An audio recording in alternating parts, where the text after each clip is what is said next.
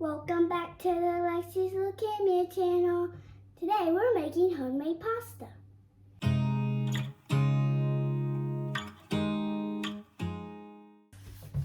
Well, we're at you with another cooking video. I think we've made fresh pasta before. I made lasagna noodles one time. I'll see if I can find those videos and link them up above. But I have a different pasta recipe that I found that I love, and Lexi loves to help me make it. She loves spaghetti. That's the one constant that she loved all throughout treatment. Mostly was pasta. There was a short stint in treatment where she didn't want any more pasta, but most of the time she wanted all the pasta. And that is something that even she will tell you we have struggled with post-treatment. Chemo changes your taste buds. It changes how things taste. We didn't even use metal utensils because they said that can amplify the metallic taste that chemo gives foods. And so we just kind of let her eat what she wanted on treatment per the oncologist advice, because there were points in treatment where she was barely eating enough to keep a bird alive. So if she wanted pasta and carbs and whatever all the live long day within reason, we were letting her have it. Did we try to offer healthy foods? Yeah, but when you're on treatment like that, it is what it is. So now that we are post-treatment, we're trying to work on eating healthier, eating a more diverse variety of foods. She's definitely become a picky eater post-chemo, which is very common based on how it can affect your taste and your taste changes during and after treatment. So we are working on it. We have the therapist working on all the things. So one of the things that I have noticed personally is that if we work with Lexi and we make it together, like she had not wanted pizza, my homemade pizza, in a long time. And so we worked together and made the dough and put on the sauce and the cheese. Yummy. And she actually loved it. When she helps me make it and she can see what goes into her food, then she's more likely to try it. Yummy. And so we try to let her help as much as possible. So I've got this new pasta recipe that I will link in the description box below where I got it from. And so we're gonna get our stuff together and then we'll get started. So we have assembled together all the things. So this is what I wrote out on my recipe card. It's called semolina pasta dough. It uses a mix of semolina flour. I'm using the Bob's Red Mill because that's what they have at the grocery store. And then double O flour or Caputo flour, which I think I've shown in my pizza dough videos. I'll see if I can, like I said, try to link all those. This one is King Arthur because they finally started carrying double O flour at our grocery store. I've made pizza dough with that. It's pretty similar to what I was getting from the Italian bakery in New York that was having it imported. I think the main difference is if you eat the authentic Italian double O flour, it doesn't hit your gut as much.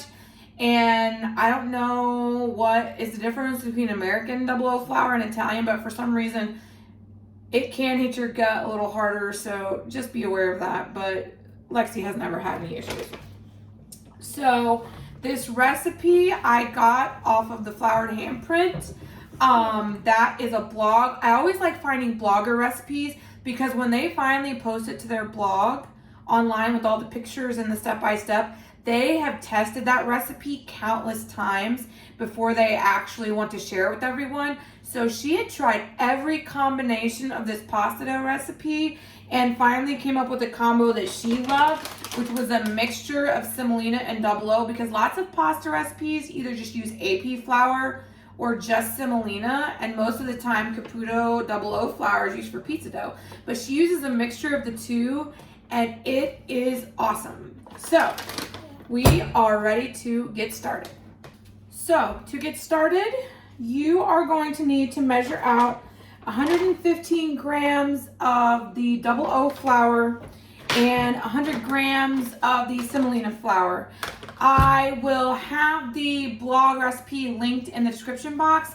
In the bottom, she gives the measurements, like in the comment section, for if you wanted to measure it out with an actual measuring cup. However, that can be a little tricky to convert measuring cups into weighted measurements because you don't necessarily pack the cupfuls. So if you have a scale, It'll make your life a lot easier. We have one. It is my husband's that he uses for his healthy eating lifestyle to weigh things out. Got it at Walmart, super cheap. So, I mean, it was a good investment for us. So the first thing you're gonna do is set your scale to grams, and then you have to tare the weight of your bowl. I come from food service, they call it tearing the weight, which just means that you stick the container that you're going to dump your, whatever you're weighing into, onto the scale, and then you press the button because you want it to subtract the weight of the bowl, so you're not adding that weight to your, whatever you're measuring. So put this right on here and then hit that button once, Lexi. That bowl weighs 514 grams. So now we are tearing the weight down to 0. So now that our scale says 0 after putting the bowl on there, that's what you want. So the first thing we're gonna do is weigh out 115 grams of this 00 flour. So the easiest way to do it is to just take a measuring spoon and just dump little bits of flour in there at a time until it goes up to 115 grams. If you dump a little too much, you can scoop a tiny bit out, dump it back into your bag until you get 115 grams. So I'm gonna let Lexi do this part. Dump it in there. All right, so that got us to 29 grams. So we're gonna need a little more. Okay. All right, that got us to 78 grams. So we need a little more. All right, so that got us to 124, so that's a little too much. So I'm gonna scoop some out. Ooh, that scoop got me to 116. So let me see if I can scoop out just a tiny bit more. Oh, 114. 115 on the nose. Awesome. Okay. So you are going to take that, Lexi, hold it up in the view of the camera. So that's 115 grams of 00 flour, and you're going to carefully dump that into our KitchenAid mixing bowl here. Perfect. Now we are going to have to tare the weight of our bowl again, and we are going to clean out our measuring spoon real quick. Okay. So and the nice thing about these bags is, man, got them from the store, and they have like resealable tops on them, so it's super easy to use them. All right. So Lexi's already tiered the scale for us.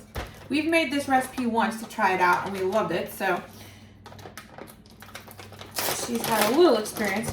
So now the semolina flour is kind of that yellowish, it's like a fine powder, and it is full of a lot of gluten. It's like a high gluten content, which creates a good chew for your pasta, that authentic al dente, depending upon how long you cook it for. So for this flour, we need 100 grams of semolina. All right. So I'm gonna let you dump it in there. Okay. 24 grams. So we gotta dump a little more.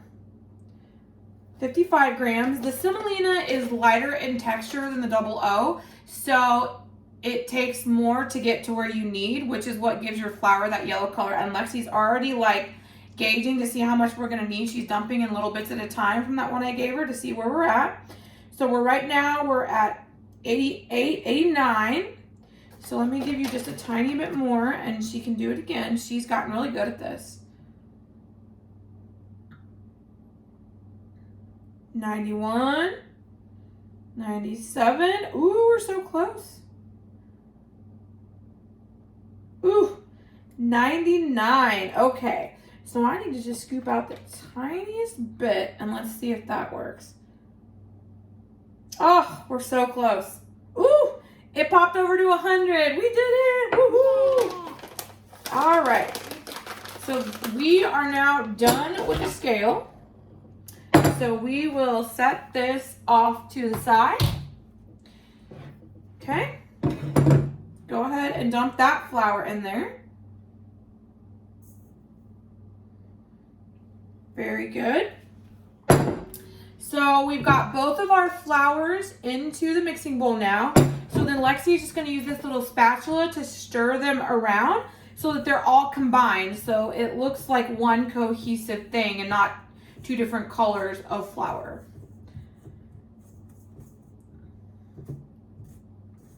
All right, looking good, Lex. All right, so let me see, and I'll see if I can show everybody. Okay, so that's kind of what it should look like. It kind of looks like a pale yellow color because you've mixed everything together. So we are going to set this to the side, and I am going to go grab our eggs. So we need 2 whole eggs and 1 egg yolk. So I'm gonna let Lexi crack the eggs. So I've got 3 here, so that way we can fish out any shells and then we'll combine them all together. I will have to separate the egg yolk for her because she's not quite able to do that yet. But go ahead, Lex, and I will let you crack the egg into there. Nope, I would do that a little more. There you go. Good job. And then just put your shells in this bowl. That looks awesome. Look how awesome that is. And no shell. She's getting really good at cracking eggs, y'all. Really good. Yeah?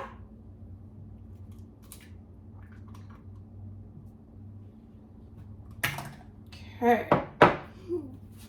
Now, I'm going to have to separate out the egg yolk. So I've got this extra bowl here, and I'm just kind of letting all the whites go into it. You could save those out and use them to make like an egg white. That's what I did when I used Thomas Keller's recipe. And then you just keep dumping it back and forth between your 2 shells. I do have a separator I can use, but when I don't want to get that out, I'll just do this. And then once you've got all your white in there, I'll dump these yolks in with one of the other eggs. Come on.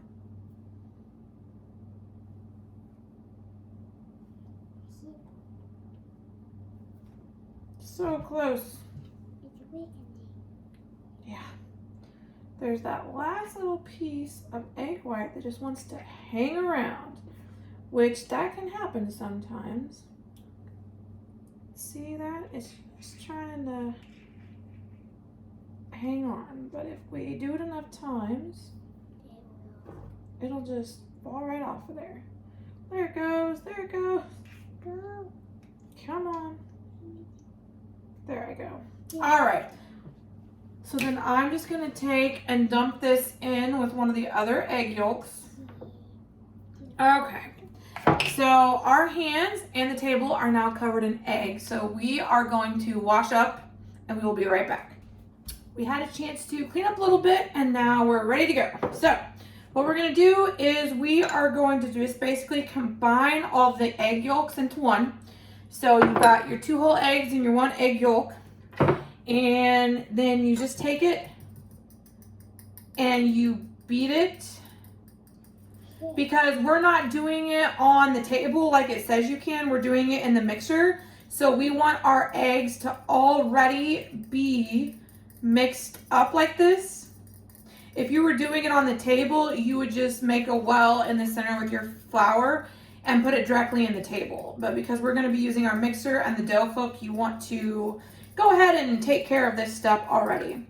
And then the next thing the recipe calls for is finely ground sea salt. So I have this sea salt grinder from McCormick. So I always just use the smallest grind setting. And then you can grind it into a little thing like this and then just measure it with a little teaspoon measure to know that you've got a half a teaspoon. And then that gets added into the egg mixture. So I'm gonna let Lexi pour this in to the egg mixture.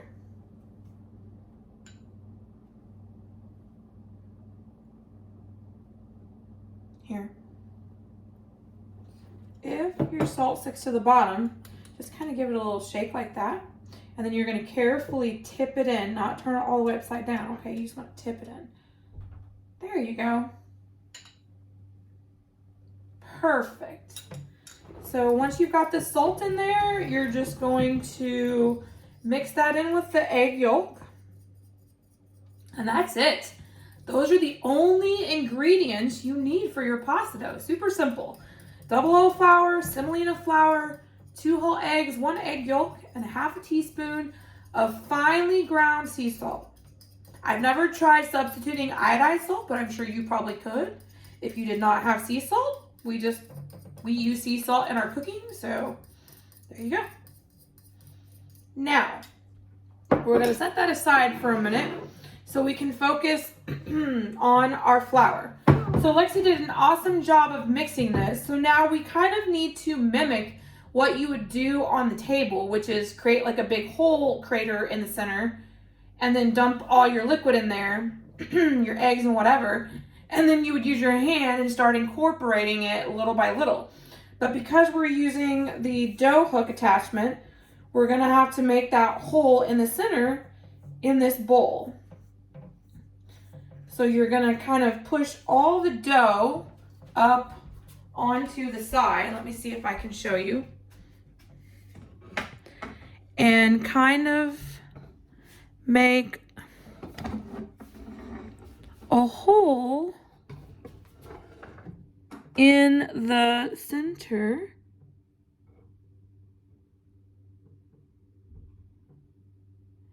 So that way everything incorporates together.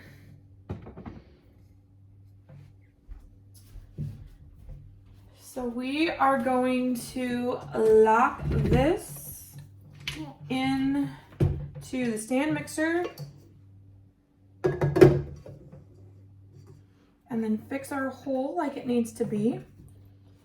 And then the trick is to carefully pour your liquids in the center of the hole. Try not to get it on the top of the rest of your flour because the dough hook is going to take care of that. It's going to be like doing what your fingers would do whenever you mix the dough. Then we're going to push that down carefully, lock the side, put it on the lowest setting. And I will see if I can bring the camera and show you what it's doing. So there's what it looks like. It's bright yellow until it incorporates the rest of the flour. And you want to let it go slow, and you don't want to scrape down the sides of the bowl right now. At the end you can to make sure you got the last little bit, but this is kind of acting like what your fingers would be doing on the table, and it's incorporating the flour bit by bit. So as it keeps going, you'll see like in different spots, like right there and over there and over there, it keeps adding in the flour bit by bit, and that's what you want to develop the texture of that pasta. We're going to do the final knead on a floured surface anyway, so really, see, it's just little bits and pieces are falling into the dough. So we are going to let this keep going, and then I will come back and show you what it looks like when it's almost to the end.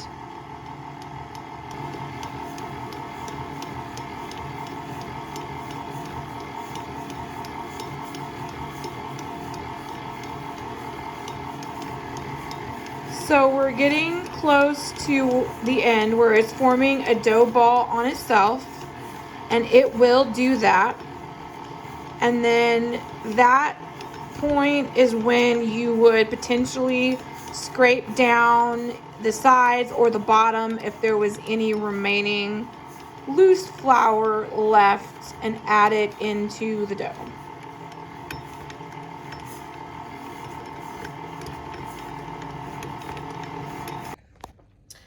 So now what I'm doing is just scraping down the dough hook. And as you can see, there's that loose flour on the bottom.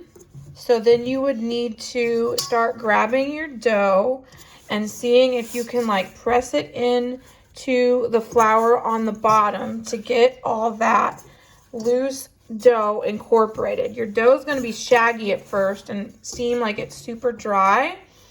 But as you keep going, the moisture of those eggs is going to absorb all of that double O and semolina flour. You just kind of have to press it in. That's the one part that your mixer can't do that your hands can do when you're doing it on the table. So you just kind of have to do this part yourself. So let me get all of this flour in there, and then we'll show you what we do on the table. So we've got the dough all ready to go out of the mixer. We cleaned out as much of the dry dough or the dry flour at the bottom as we could, and that is what it looks like now. So as you can see, it is super dry still with crumbly bits. That is to be expected, and it's normal. You don't need to add any water or anything. What it just needs, no pun intended, is for you to knead it for another 5 to 10 minutes. And as it absorbs all that flour, it creates that gluten, which is going to give you a beautiful chef's kiss noodle. So I'm going to let Lexi knead it, and I'm going to man the camera so you get to see Lexi kneading the dough. She's had tons of practice, so she's awesome at it.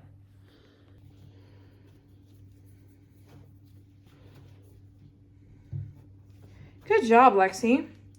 So she's basically just pushing the dough back on top of itself and then rotating it. She doesn't have tons of strength in her hands yet. And then if you get any crumblies, you can just push them back in.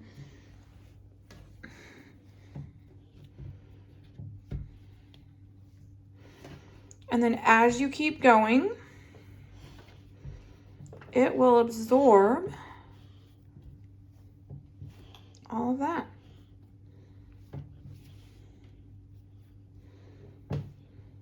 So we are going to keep kneading here, and then we will come back and show you what the finished product looks like.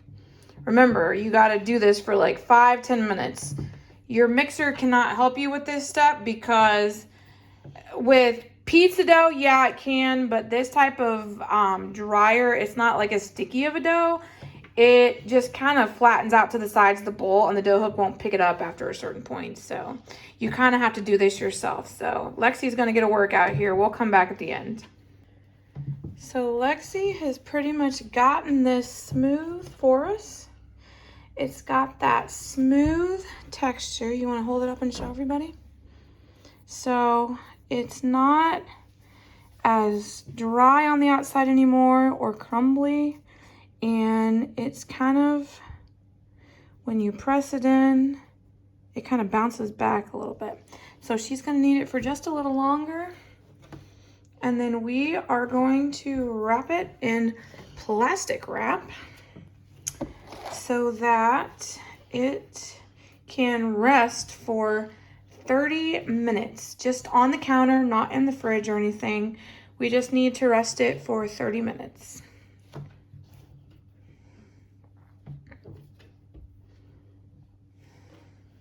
You just don't want your dough to dry out while it's sitting there resting, so that's why you want to cover it up in plastic wrap. All right, let's see, Lex. Yeah, that looks good. All right, so we're just gonna form this into a disc and cover it in plastic wrap, and we'll be back in a half an hour. I've got my dough and my bench scraper here. So the first thing I'm going to do is unwrap the dough ball. And then I am going to use the bench scraper to divide the dough in half.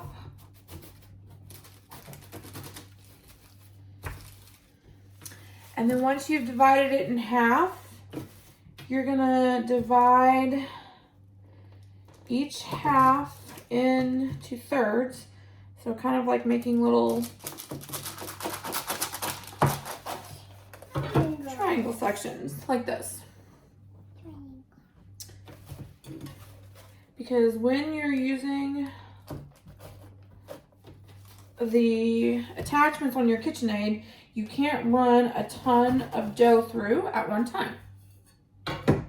And I have got a piece of parchment paper here laid down. That is what we are going to put our dough strips on. So when you have gotten all of your triangles cut, you're gonna kind of just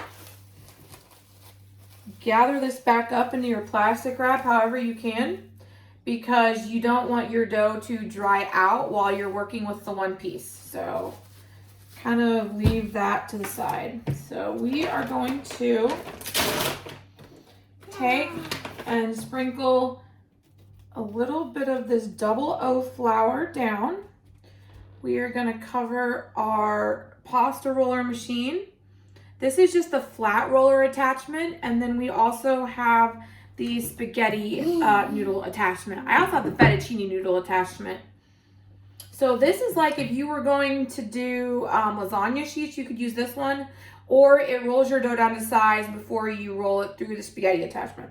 So once you've done that, then you are going to take this little triangle and try to form it into somewhat of like a little log shape. And then you are going to dust the table right here with a little bit of flour. Get some flour on both sides. And then Lexi has this little rolling pin here. We're gonna get some flour on it for her. And then she is going to roll this out for me, pressing down really hard and rolling all the way. And we want to kind of get this thinner because it needs to be thin enough to feed through the machine, because right now it's on setting 1. Once you get it thin enough, we're going to fold it over so we can run it through the machine and make sure we have clean edges on the sides. Let me see. All right, so she did pretty good. I can press just a little harder than her, so I let her get it started, and then I will roll it out the rest of the way. And this little rolling pin is like the perfect size. So then what you're gonna do is you're gonna fold it up like you were folding for an envelope, and then you're gonna roll again. Oh, Daddy's home.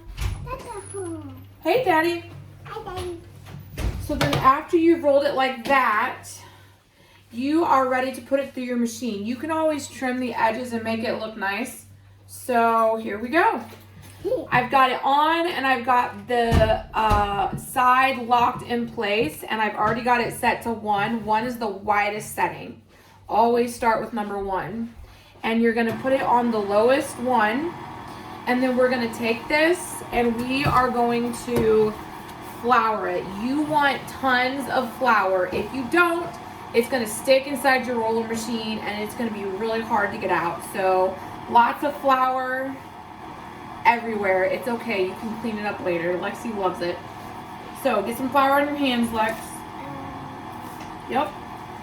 And so then she's my dough catcher. So you have to have it thin enough to feed through the top. And don't worry that there's like a little seam there, like it's not like full, it's not in on itself. It will continue going. So once you've got it thin enough to roll through the thickest setting, you just kind of let the machine feed it on through. Perfect. And then we're gonna roll it through the machine again, just to make sure. And then we're gonna fold it over one more time and see if we can get it a little more even on the sides like that. Yep, perfect. So we've got it in a little more even on the sides, so we're gonna run it through again. And then when we run it through on the second setting, we will trim. So I'm gonna now move it to setting number 2. For spaghetti noodles, you want setting 2 or 3. For lasagna noodles, you need a lot thinner of a noodle. You can do upwards of 4 or 5. So we've now got it on setting number 2. So you're gonna need a little bit more flour again because you're rolling it out thinner. You do not want your dough to get stuck, right, Lex? So Lexi's gonna be my catcher again. Try to get it in the middle of the machine. Perfect. So we are again gonna run it through on setting number 2, and then that's it. If you want a little bit thinner of a noodle like angel hair, you can run it on 3, but I would not go past 3. One more time for good measure. Okay. Now then, we're gonna turn this off. So as you can see, I've kind of got this little tail here. So I'm gonna cut this end off. And then we can just roll that back up and roll it through another time. That's your scrap. So then you've got it looking like this. So when you roll it through the pasta rolling machine, if you've got a super long sheet of dough, you want to cut that down, or you're going to have to cut your noodles in half. You don't want like super long noodles. So we're going to lay that off to the side. Yeah. And we are gonna grab our next triangle and close this back up. And we're just gonna do the same thing all over again. Gonna grab a little more flour out to dust and on the table. The key to making sure your noodles don't stick when you put them in the fridge or you freeze them or you dry them is lots of flour. The flour will get absorbed by the noodles, so it's okay to have flour. Like I say, you can clean it up later, right, Lexi? Yep. So you kind of roll this into a disc, you shape it into a rectangle, you flatten it out a bit, and then you flour both sides. And then We're gonna let Lexi roll it out. Okay. Good job, Lexi. Well, that's hard work, isn't it? Okay, you want Mom to help? Mommy can press a little harder than Lexi. And then remember, once we get it thin, we're gonna fold it over. You are my sous chef. That's the technical term. And then once you've got it like that, we are going to run it through. Remember to turn back to setting 1. You always want the lowest setting first. We've got plenty of dough on it. Feed it through.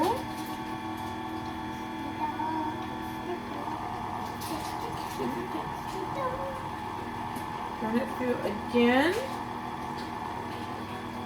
And then you kind of fold up your little triangle piece. I just do that so I can make it look like uniform. And then you run it through again. Okay. And run it through on number 1 one more time. Perfect. Awesome. I can't wait until we do the other one. Yeah. That's it. All right, one more time on number 1. A little bit of flour added in. Perfect. So now it looks like this. So now I'm going to turn it off and set it to number 2. We're doing the same thing again. It's gonna go a little bit. Yeah. And you'll kind of still be able to see the remnants of where I folded it over. That's okay because these are all getting cut into noodles, so it doesn't matter. Gonna run it through one more time on number 2, maybe a third time for good measure. Yep. It's not really thinning it out too much more. It's just kind of making sure that all of it is one even thickness. Perfect. So now it looks like this. Again, you want to cut off your tail so you have a flat piece. And then see how this end is kind of rounded? We're gonna cut that off too. So it's like a nice rectangular piece of dough. And then we are all set. Now we could, if we want to, cut off that little edge right there, which I think I will. All right, perfect. So now we've got the perfect little strip to make noodles. And as long as they're super floured, you can lay them on top of each other. So we are gonna finish the rest of these and then we'll come back and show you what we're doing next. So we have all our pasta sheets cut down to size. So now all that's left to do is run them through the spaghetti, I don't know what you call this thing, spaghetti attachment, the noodle attachment. So basically we have really generously floured this because these noodles have a propensity to stick together like in strips of 2 and then you kind of have to tear them apart. So the way to avoid that hopefully is to really flour this, turn it on and let your flour kind of go through it and then sprinkle a little more so that your flour really gets inside the grooves of this attachment. And then the next thing you want to do is make sure you have really floured the surface of your noodle well. You can cut these a little shorter like I say because this is also going to kind of flatten it out and extrude that noodle to make it long. So you can either do this step now or you can have super long noodles come out and then cut them down to size. It's your choice, but I find this to be easier. So are we ready, Lexi? I'm excited. Okay. Here we go. Get ready. There you go. Look at them go. And that's the perfect size for Lexi. These noodles are for Lexi's dinner tonight because we always break them in half anyway. And Italian will tell you don't break the pasta in half, but we always do. So then it looks like these are all separated, which is awesome. We use enough flour. So then you just kind of like get them and just kind of like do that. And just, if you find any of them are still stuck together, they should, like this one, peel apart pretty easily. If you do have any of them stuck together. And then you just kind of leave them in a little pile over here and until you have a big enough pile that you can put in your container. So let's do the next one. Flour it well. That keeps the noodles from sticking. It seems like you're using a ton of flour, but the noodle as it sits there for a minute before you cook it will absorb some of that flour too, and you really need it to not stick. So here we go.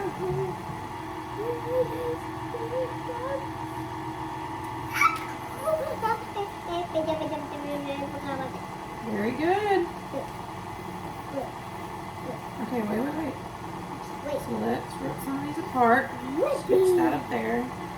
And see, most of them have come apart or have already started coming apart, so you should be good. Like I say, we use a ton of flour, so we haven't really been having any issues.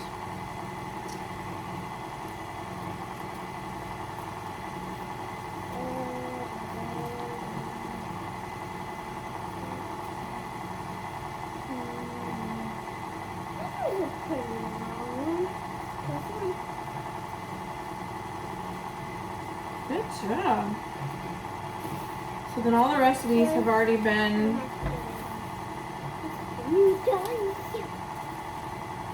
so as you can see, we've already got a decent handful of noodles. Yummy. Now, depending on how much pasta you like and if you're having salad as a side, this can feed up to 3 to 4 people.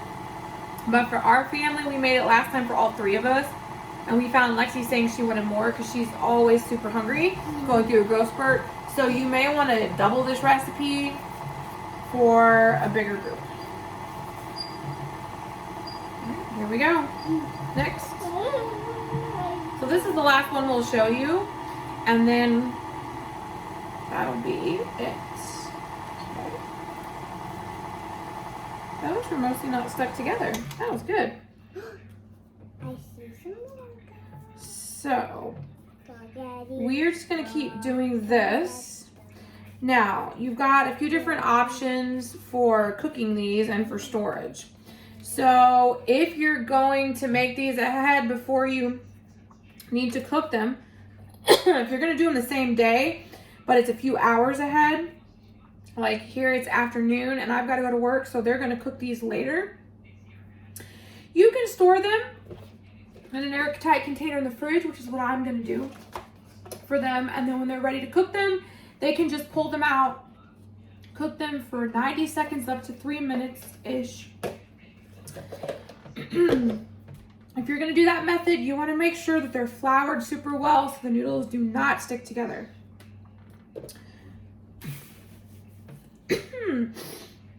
The other method you can do is freeze them. Kind of take your long noodles and wrap them in a little coil and make them into a little nest. And then just put them on a sheet tray in your freezer until they've frozen. And then you just put them into like a Ziploc bag or something. And then when you want to pull them out and cook them, you can. And they might take longer than the 3 minutes because they haven't thawed. But you can actually drop them straight into the boiling water, because some people say if you let them thaw first, it kind of changes the texture. And then the last thing you could do is, if you would like to dry them, you can do that. You can get the pasta drying racks that have like little sticks that come out and you hang them over.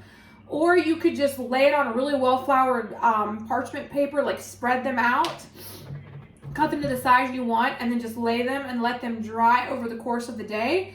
It'll absorb all that flour until they're, you know, nice and stiff.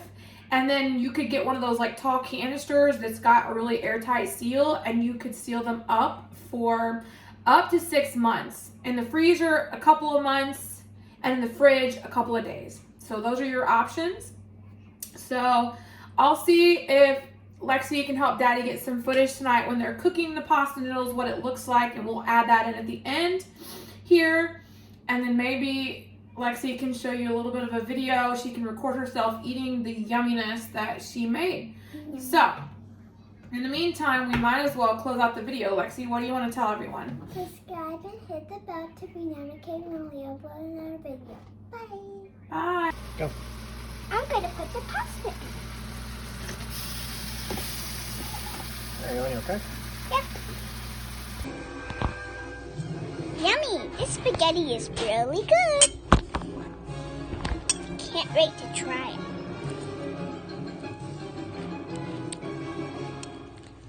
Yummy! That was delicious. Goodbye.